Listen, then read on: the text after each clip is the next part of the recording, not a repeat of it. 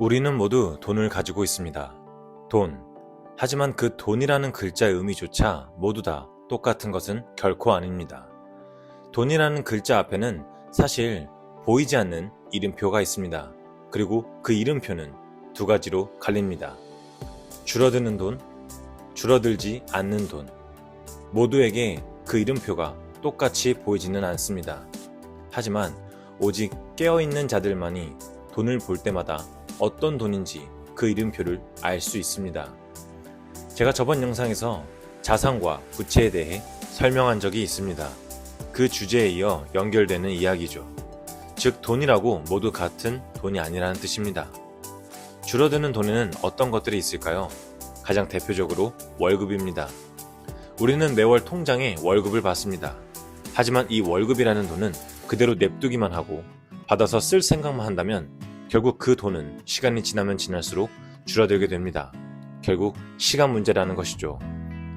돈을 줄어드는 데만 냅두고 줄어드는 데만 소비한다면 돈은 결국 계속 줄어들어 사라지게 됩니다. 우리는 이런 돈을 모두 소비라고 표현합니다. 10중에 9명은 돈을 줄어들게만 냅두죠. 오직 10명 중에 1명이 돈을 줄어들게 하지 않게 고민하고 생각합니다. 줄어들지 않는 돈, 어떤 예시가 있을까요? 이자, 월세, 배당 등등. 이런 돈은 대중들에게는 보이지 않는 이름표를 가지고 있는 것입니다. 바로 돈이 돈을 만드는, 즉 마르지 않는 샘물과 같은 것이죠. 내가 건물주라고 가정을 해보겠습니다.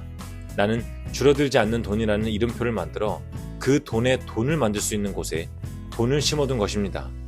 그럼 줄어들지 않는 돈이 나를 위해 다른 돈을 불러다 줍니다. 건물주가 아니더라도 괜찮습니다. 대표적으로 주식의 배당 또한 마찬가지입니다. 줄어들지 않는 내 돈이 나를 위해 일해주며 다시 다른 돈을 불러오고 또 불러옵니다. 이처럼 우리는 보이지 않는 이름표 안에 줄어드는 돈이 아닌 줄어들지 않는 돈이라는 이름표를 내 머릿속에 항상 각인시켜야 합니다. 지갑에 있는 돈이 지금 당장은 그냥 돈일지 모르나 내 마인드셋에 따라 이 돈의 이름표를 다르게 세팅할 수 있습니다. 내가 오늘 받은 돈을 언제나 자산으로 바꾸어 나가야 합니다. 그럼 그 자산은 두 가지로 나눌 수 있습니다. 나를 위해 현금 흐름을 만들어주거나 아니면 시세 차익을 통해 자산이 또 다른 자산을 불러일으킬 수 있다는 뜻입니다. 우리 눈에 보이는 모든 돈들을 똑같이 취급하지 마세요. 그리고 과거에 집착하지 마시고 지금부터 작은 것부터 하나하나 변화시키면 됩니다.